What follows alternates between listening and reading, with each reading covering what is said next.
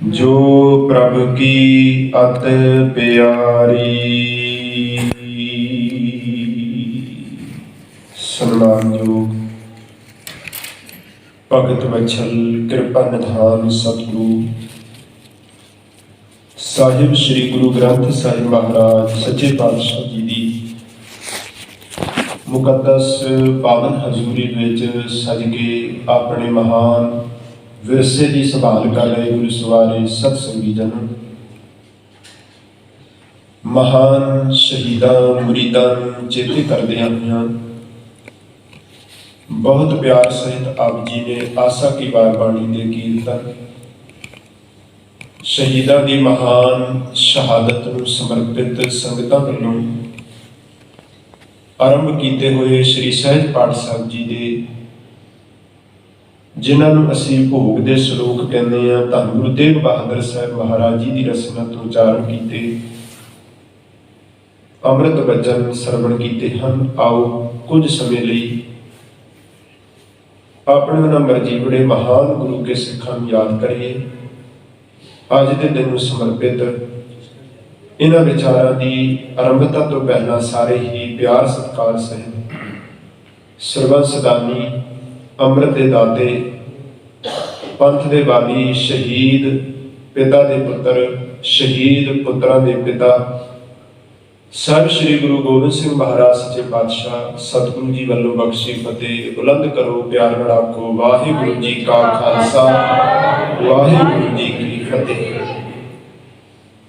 चार साहिबजादियां दे जीवन संबंधित प्यारा सिंह पदम उन्होंने एक बड़ी प्यारी किताब लिखी। उहदी आरंभता विच उन्हां बहुत प्यारी गल लिखी, कहते तीन प्रकार के लोग आम संसार विच हुंदे ने। पहली किस्म के वो हुंदे हन जिन्हां ने आप अपनी जिंदगी विच कोई बहुतियां मल्लां नहीं मारियां हुंदियां, कोई बहुता चंगा काम अपने जीवन विच नहीं कीता हुंदा, कोई ऐसा भलाई वाला कारज आप नहीं किया होता जिस करके उन्होंने कोई मान कोई सत्कार कोई संसारिक रूप में उच्चा दर्जा प्राप्त हो। पर उन्होंने वडेरिया ने पुरखिया ने ऐसे महान कारज किए होंगे हैं कि उन्होंने करनी करके उन्होंने कारनामियां करके उन्होंने परोपकारा करके ऐसे लोगों को सदा ही याद किया जाए। आम आखते हैं लोग कि फलाने का पुत्र है, फलाने की पीढ़ी विचों है, फलाने की औलाद है। बुजुर्गों की करनी करके बुजुर्गों के कारनामियां करके बुजुर्गों की महानता करके आप की पहचान बन जाया करती। उन्होंने लिखा दूजी किस्म के लोग वो ने जिन्होंने आप कोई चंगा बहुता वड्डा वधिया काम नहीं किया होंदा, जिंदगी में कोई भलाई का कारज नहीं किया होंदा, ना ही ऐसा कुछ उन्होंने वडेरिया ने किया होंदा है।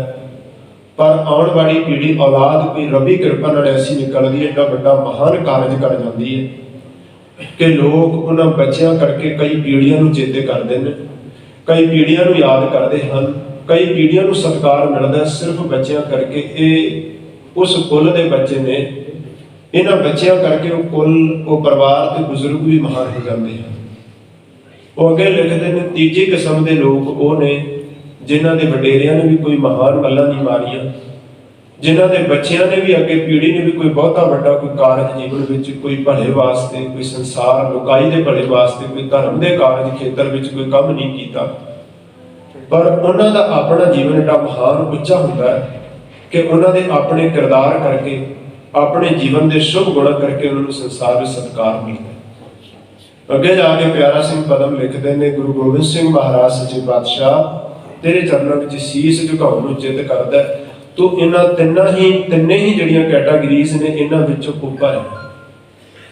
तेरे बुजुर्ग भी महान ने, धन गुरु अर्जन पिता महाराज वर्गी शख्सियत, धन गुरु रामदास महाराज सच्चे पातशाह जी का एक घर, धन गुरु अर्जन पिता महाराज कलम के धनी, धन गुरु अर्जन पिता महाराज जिन्हां तत्ती तवी ते बैठ के वो महानता वो पूर्णे मानवता की झोली पा देते कि सच नाल प्यार करने वाले किवें पतंगियां की तरह सड़ता जाते हैं पर अपनी सिदक तो कदे डोलते नहीं। तेरे बुजुर्ग मीरी पीरी के मालक 6वें पातशाह महाराज जी ने मानवता को दस दिता भलिओ जिन्हां हिरदियां विच जज्बा होवे मुट्ठी भर भी बहुत वड्डी धिर ते ताकतवर धिर का मुकाबला किवें करदे हुंदे ने। तेरे बुजुर्ग हे गुरु गोबिंद सिंह महाराज सच्चे पातशाह गुरु तेग बहादुर साहब जी ने दर्शा दिता अपनिਆਂ ਲਈ जीवन वाले दुनिया ਵਿੱਚ बहुत ने। अपनिਆਂ ਦੀ देख रेख करन वालियां ਦੀ कोई गिनती नहीं पई, कोई किसी दूजे वास्ते अपना आप कुर्बान कर सकदा है। ऐसा पहली बार पर इतिहास के पन्निਆਂ ਵਿੱਚ वर्का गुरु तेग बहादुर साहब ने लिखिया। इत्थे गल नहीं, तेरे बुजुर्ग जिथे एडे महान हन करनी वाले ने, उत्थे गुरु गोबिंद सिंह महाराज तेरा सानी भी दुनिया विच कोई नहीं। 42 साल ते कुछ महीनों की उम्र है धन गुरु गोबिंद सिंह महाराज जी। एक एक कदम सतगुरु गुरु गोबिंद सिंह महाराज जी के जीवन का, एक एक पल, एक एक वर्का इतिहास का तुसीं पढ़ के वेखो। एक दिन भी सतगुरु के जीवन का उन्हीं जिहड़ा महानता नाल भरिया होया ना होवे। धन गुरु गोबिंद सिंह महाराज सच्चे पातशाह ताई अल्लाह यारखा जोगी ने अपनी मजबूरी प्रगट की। पहला उन्हें कहा कि मैं कलम का धनिया दे विच कोई शक नहीं, मैनूं अपनी करनी उत्ते बड़ा माण है ते होना भी चाहिए। जिन्हां लोकां ने मेहनत की, हंकार ना होवे पर अपने कर्म उत्ते माण होना एक गुण है। वो कहता मैं कलम का धनी हाँ क्योंकि मेरी कलम विच बड़े प्यारे अल्फाज ने, शब्द ने, मैं बहुत प्यारे शब्दों में लिखता। पर जो गुरु गोबिंद सिंह महाराज वर्गी शख्सियत मेरे सामने आ जाती है तो मैनूं महसूस होता है कि मेरी कलम भी तो खुली होगी। हर चंद मेरे हाथ में पुरजोर कलम है, पुरजोर का ताकतवर, जोड़ा बहुत कुछ लिखना जानती है, जिदे कोल बहुते शब्द ने, बहुत शब्दावली है, चंगिया भाषावां दा बोध ते ज्ञान है। हर चंद मेरे हाथ में पुरजोर कलम है, बस लिखूं का गुरु के ताब रकम है। पर गुरु के शब्द जब लिखण आना तो इन्हें लगता है कि एक आंख से बुलबुला क्या साए लहर को देखें, मझधार को देखें या लहर को देखें। मैं एक बुलबुले की तरह ते समंदर में उठन वाली लहर, समंदर में उठन वाले बुलबुले, समंदर में उठन वाले छल्ले, किस किस नूं देखा। जिधर भी निगाह मार के देखदा है गुरु गोबिंद सिंह महाराज सच्चे पातशाह तेरी करनी ते तेरा महान जीवन एक आंख विच समूचा जीवन परोया नहीं जा सकता। बेनती कर रहा सन जिथे गुरु गोबिंद सिंह महाराज खुद महान ने, कलम के धनी हैं सतगुरु, तलवार के धनी ने धन गुरु गोबिंद सिंह महाराज। तीर अंदाजी विच सतगुरु जी का कोई मुकाबला नहीं।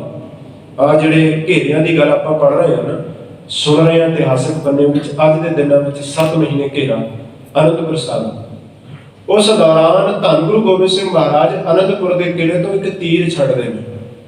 वो तीर बहुत दूरी ते बैठे हुए सूबा सरहंद वजीर खान के पलंग में जाके बजदा। एकदम चौंक के सारे खड़े हो गए कि साडियां फौजां चुकर दे, चारे पासे साडियां फौजां आप लगी हुई, किस दी हिम्मत हुई कि कोई तीर मार सकता। झट हले उस तीर की पड़चोल ही की जा रही सी कि दूजा तीर नाल लगे दरख्त नूं आके वजया ते विच चिट्ठी सी।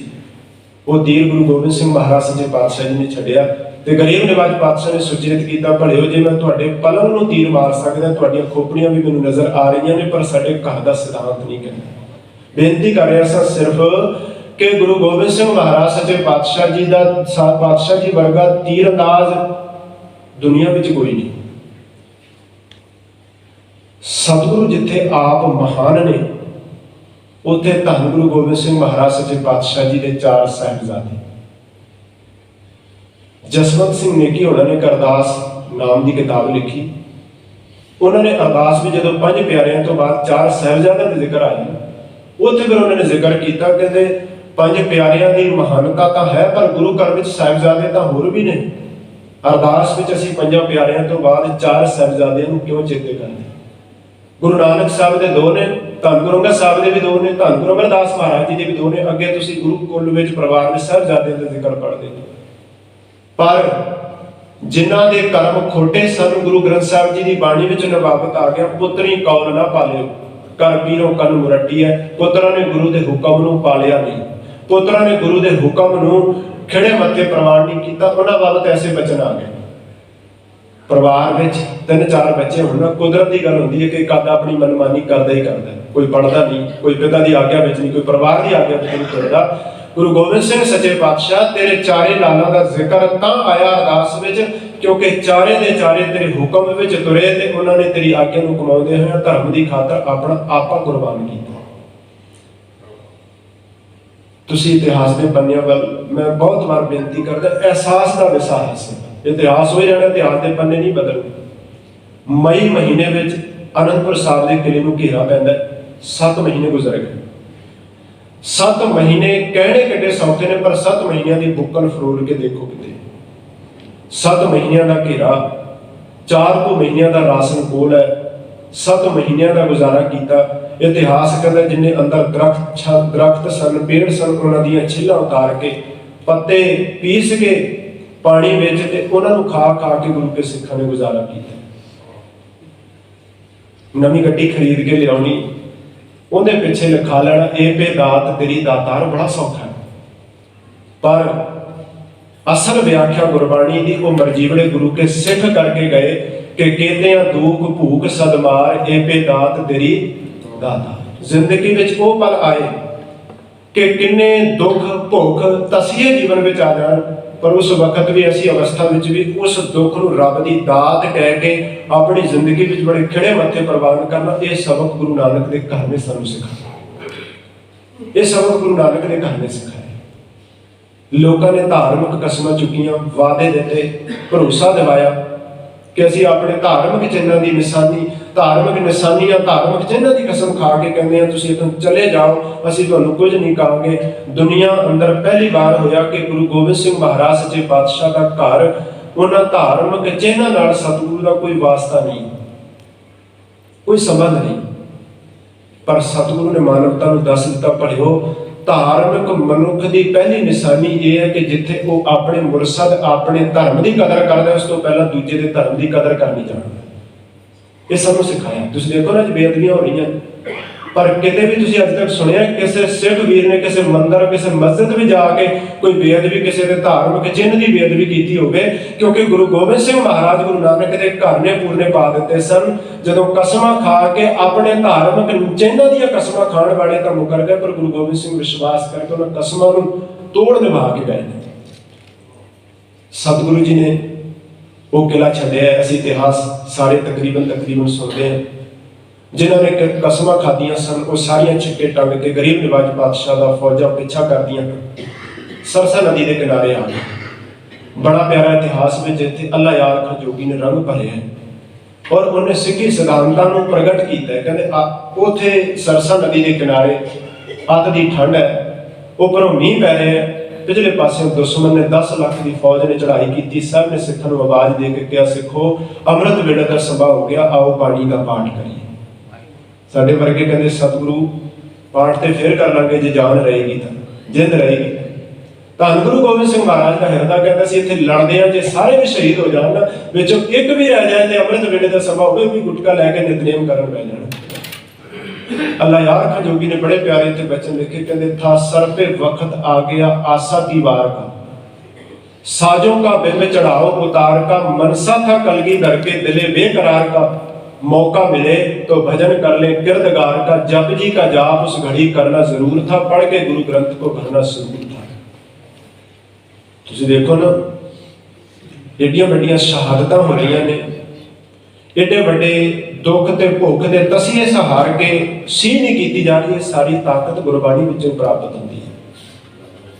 साडे घर विच बच्चे ने, असीं बच्चियां दी मनपसंद दा खाना बनाउने हां, पुछदे हां असीं पहलां बच्चिआं जो कुछ सब तो वध फेवरेट बच्चों का होवे, चंगा लगता होवे, 1-2 दिन लगातार जो वही खाना तुसीं कंटिन्यू बना दो ना, तो बच्चे भी थाल भुआ के परे मारते हैं भी भावें उन्होंने पसंद है रोज का, पर लगातार वो भी नहीं खा सकते। आखिर नूं गुरु गोबिंद सिंह महाराज जो 7 महीने आनंदपुर के किले विच ने, बाबा अजीत सिंह बाबा जुझार सिंह ते दूर की गल छोटे साहिबजादे के सामने लगदे ही होणगे, पर धन गुरु गोबिंद सिंह ते धन गुरु गोबिंद सिंह महाराज जी के लख ते जिगर कोई दुख कोई भुख कोई तकलीफ उन्होंने गुरु के सिखां नूं अपने अकीदे तो नहीं डुला सके। आशा की वार का कीर्तन होंदा है। सतगुरु जी ने साडे लिए इत्थे पूरने पा दिते, भलिओ जिंदगी विच दुख आए, जिंदगी विच सुख आए, सहूलतां मिलण, सुख वेले भी उस दाते दा शुकराना, ते जिंदगी विच दुख आ जाए कोई दुनिया की ताकत नहीं जिहड़ी दुख दे इस डुबदे समुंदर विचों तैनूं कढ सकदी होवे। इक्को एक दर है, जे को डूबे फिर होवे सार, नानक साचा सर्वदा। आपां इत्थे सारे जाणदे 3 हिस्सिਆਂ विच गुरु साहब दा परिवार वंडिया जांदा है।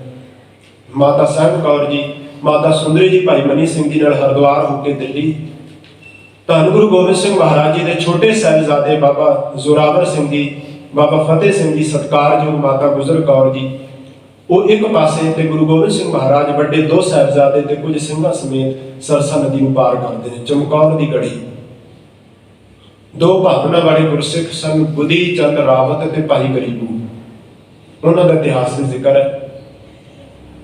ਔਰ ਐਸੇ ਮਹਾਨ ਗੁਰਸਿੱਖਾਂ ਦੀ ਕਰਨੀ ਪਤਾ ਹੈ, ਜੇ ਅੱਜ ਅਸੀਂ ਗੁਰੂ ਸਾਹਿਬ ਨੂੰ ਆਪਣੇ ਘਰ ਵਿੱਚ ਪਨਾਹ ਦਿੰਦੇ ਹਾਂ, ਪੱਤਾ ਵੈਰੀ ਹੈ, ਦੁਸ਼ਮਣਾਂ ਨੇ ਜਿੱਥੇ ਇਹ ਗੁਰੂ ਗੋਬਿੰਦ ਸਿੰਘ ਮਹਾਰਾਜ ਜੀ ਦੇ ਪਿੱਛੇ ਪਏ ਨੇ, ਛੱਡਣਾ ਸਾਡਾ ਵੀ ਕੱਖ ਨਹੀਂ। ਪਰ ਉਹਨਾਂ ਨੂੰ ਪਤਾ ਹੈ ਜਿਹੜਾ ਸਭ ਨੂੰ ਵਸਾਉਣ ਵਾਲਾ ਸਾਡੀ ਖਾਤਰ ਆਪਣਾ ਪਰਿਵਾਰ ਕੁਰਬਾਨ ਕਰਨ ਲਈ ਤਿਆਰ ਬੈਠਾ ਹੈ।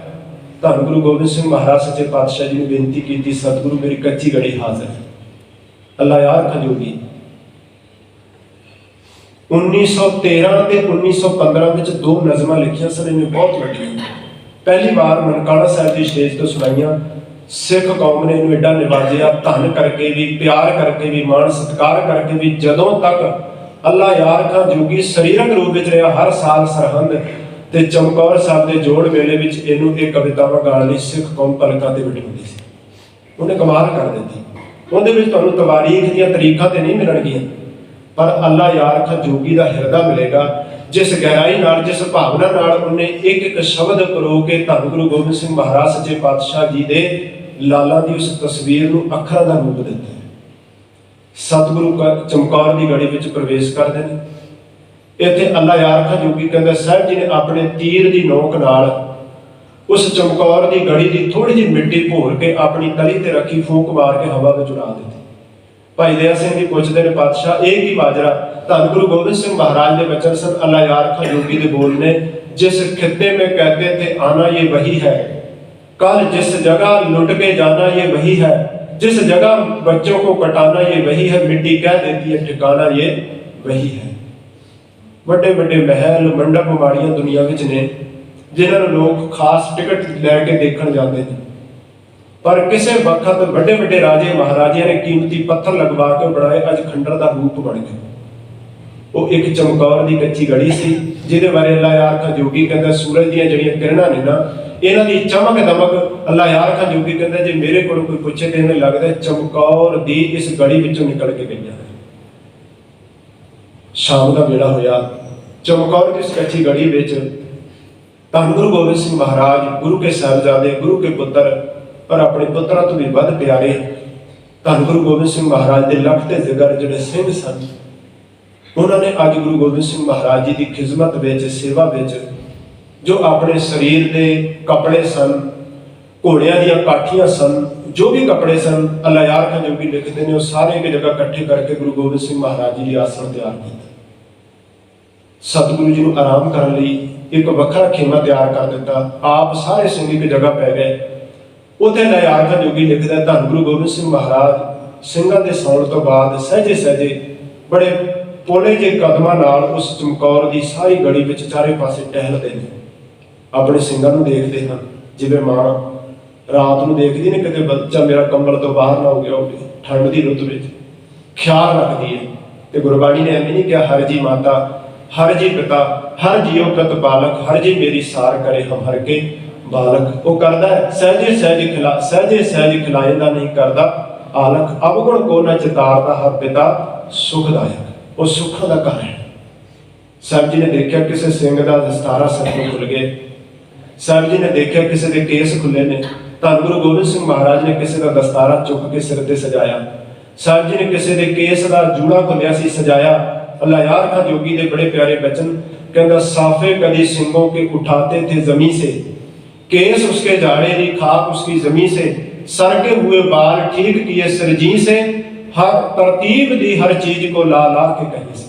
उन्होंने अगे कमाल कर दी, एक हौका जा लैके अपने बंदों ने लिखे, एक हौका लैके वचन लिखे ने, कहते हासा हे अल्लाह, किसी मुर्शद में अस्यार नहीं है, ये प्यार किसी पीर में जिनहार नहीं है। क्यों लिखता है गल? कहता कली गल साफियां दी नहीं, गुरु गोबिंद सिंह महाराज ने एक एक सिख दे मत्थे नूं चुमिया, प्यार दिता, एक एक सिख दे सिर ते अपना मेरा भरिया हाथ फेरिया।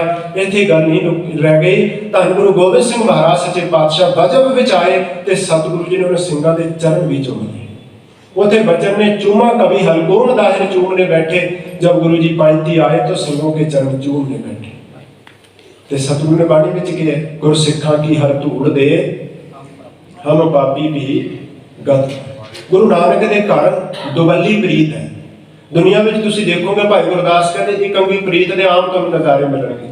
पतंगा प्रीत करदा लाटां नाल, दीवे दीआं लाटां नाल, पर जदों दे नेड़े जांदा साड़ के मौत दिंदी है। भौरा प्रीत करदा कमल दे फुੱਲ नाल, जदों नेड़े जांदा जाके सिर्फ मौत मिलदी है।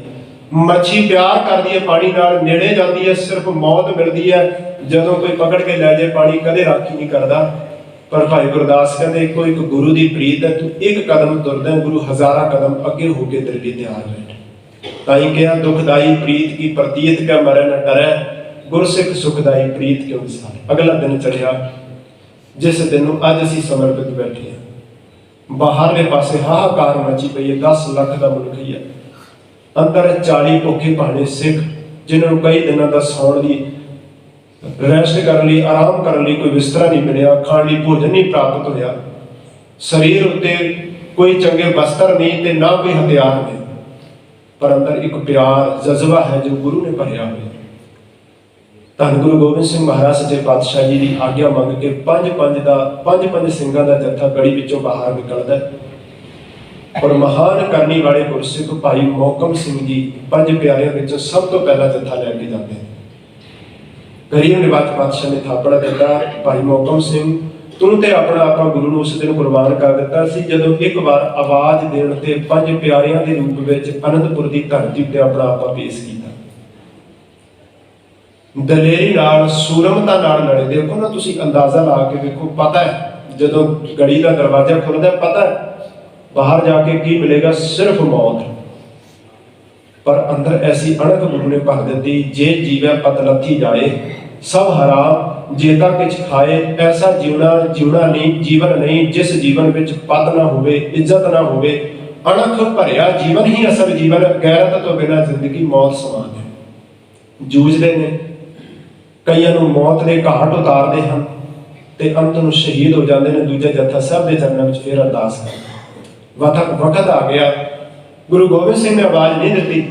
सब सच्चे पातशाह के सामने अज 18 साल का नौजवान, जिस वक्त माता पिता के मन में एक ख्वाहिश होंदी है, एक इच्छा होंदी है, एक अंदर उमंगा उठदियां ने, सुपने सजाए जाते हैं। वो वक्त आए जदों असीं अपने बच्चे के सिरे ते अपने बच्चे के सिर ते सेहरा बन्निया होया देखिए।